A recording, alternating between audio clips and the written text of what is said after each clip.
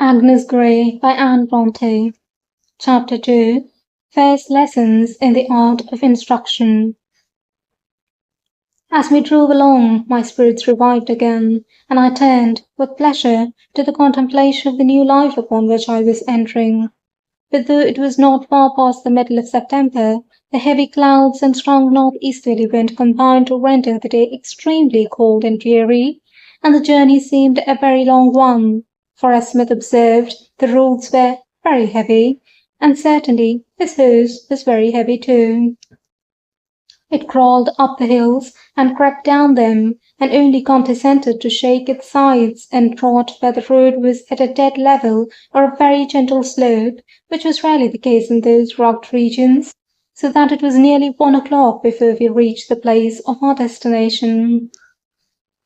Yet after all, when we entered the lofty iron gateway, when we drove softly up the smooth, well-rolled carriage road, with the green lawn on each side, studded with young trees, and approached the new but stately mansion of velvet, rising above its mushroom poplar groves, my heart failed me, and I wished it were a mile or two farther off.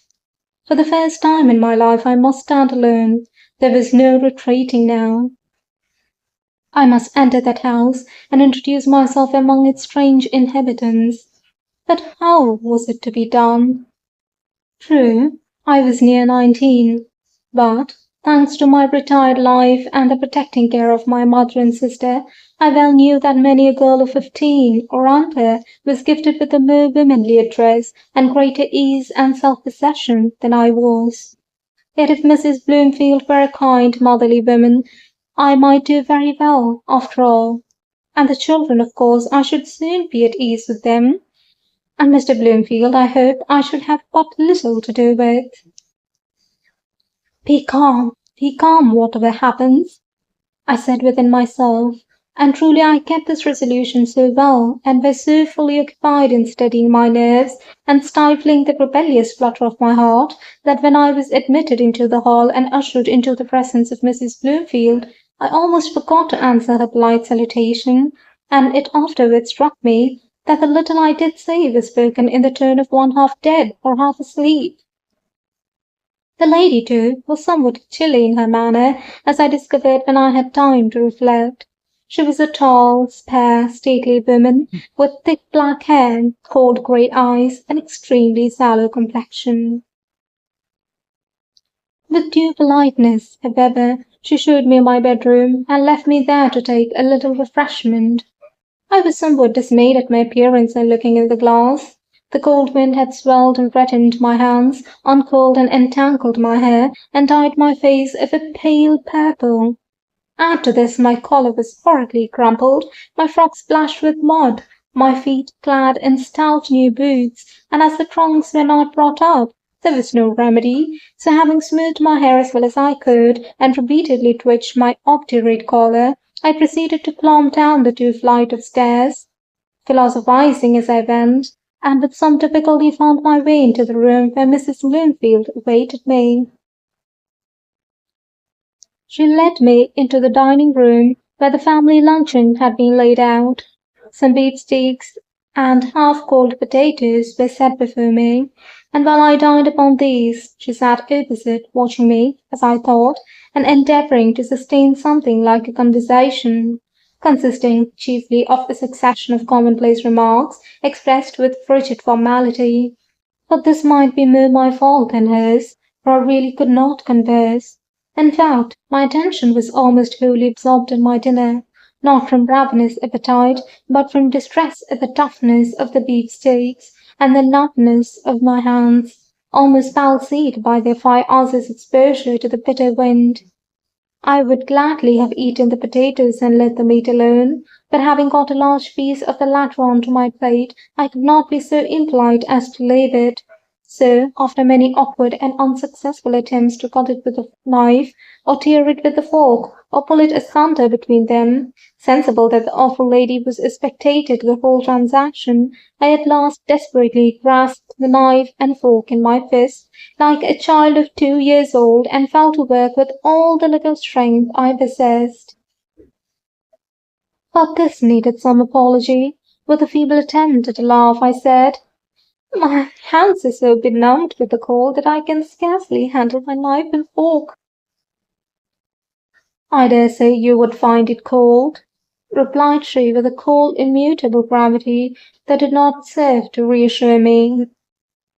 When the ceremony was concluded, she led me into the sitting-room again, where she rang and sent for the children. "You'll find them not very far advanced in their attainments," said she, "for I have had so little time to attend to their education myself, and we have thought them too young for a governess till now. But I think they are clever children, and very apt to learn, especially to the little boy. He is, I think, the flower of the flock, a generous, noble-spirited boy, one to be led, but not driven, and remarkable for always speaking the truth. He seems to scorn deception." This was good news. "His sister Mary Ann will require watching," continued she, "for she is a very good girl upon the whole, though I wish her to be kept out of the nursery as much as possible, as she is now almost 6 years old, and might acquire bad habits from the nurses. I have ordered her crib to be placed in your room, and if you will be so kind as to overlook her washing and dressing, and take charge of her clothes, she need have nothing farther to do with the nursery maid." I replied I was quite willing to do so, and at that moment my young pupils entered the apartment with their two younger sisters. Master Tom Bloomfield was a well-grown boy of 7, with a somewhat wiry frame, flaxen hair, blue eyes, small turned-up nose, and fair complexion. Mary Ann was a tall girl too, somewhat dark like her mother, but with a round full face, and a high colour in her cheeks. The second sister was Fanny, a very pretty little girl. Mrs. Bloomfield assured me she was a remarkably gentle child, and required encouragement. She had not learned anything yet, but in a few days she would be 4 years old, and then she might take a first lesson in the alphabet and be promoted to the schoolroom. The remaining one was Harriet, a little broad, fat, merry, playful thing of scarcely 2, that I coveted more than all the rest. But with her I had nothing to do. I talked to my little pupils as well as I could, and tried to render myself agreeable, but with little success, I fear, for their mother's presence kept me under an unpleasant restraint. They, however, were remarkably free from shyness. They seemed bold, lively children, and I hoped I should soon be on friendly terms with them, the little boy especially, of whom I had heard such a favourable character from his mamma. In Mary Ann there was a certain affected simper, and a craving for notice that I was sorry to observe. But her brother claimed all my attention to himself. He stood bolt upright between me and the fire, with his hands behind his back, talking away like an orator, occasionally interrupting his discourse with a sharp reproof to his sisters when they made too much noise. "Oh, Tom, what a darling you are!" exclaimed his mother. "Come and kiss dear mamma, and then won't you show Miss Grey your schoolroom and your nice new books?"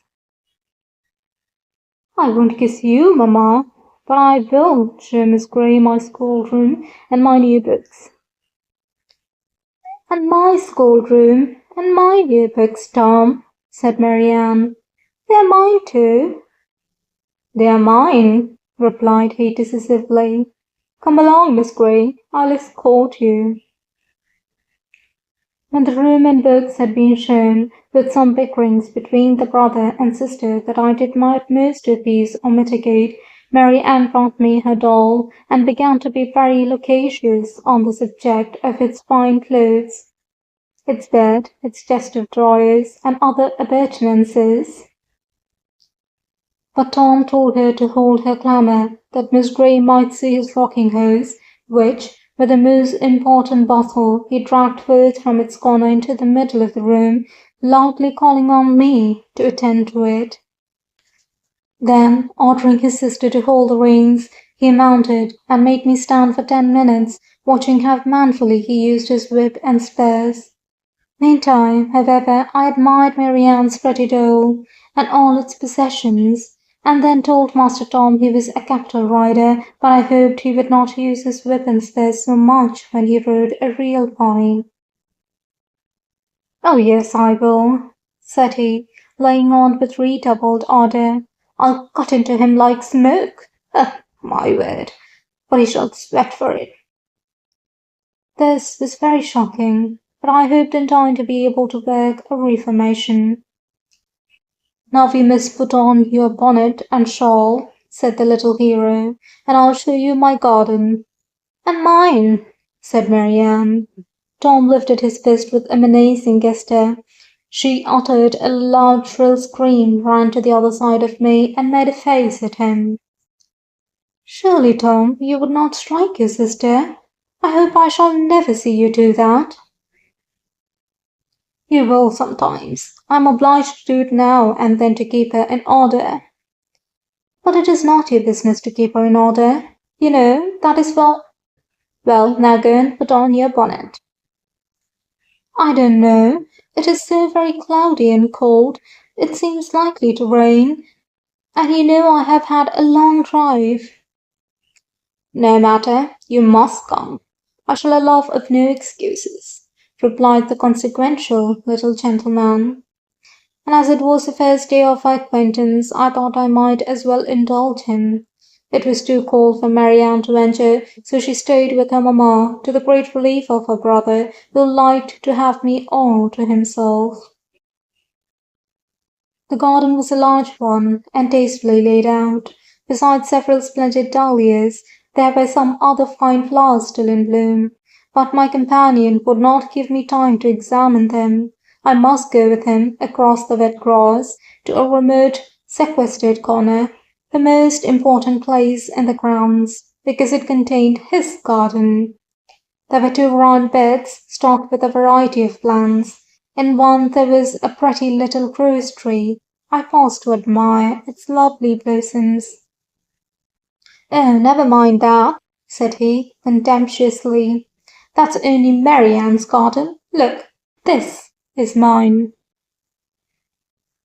After I had observed every flower and listened to a disquisition on every plant, I was permitted to depart.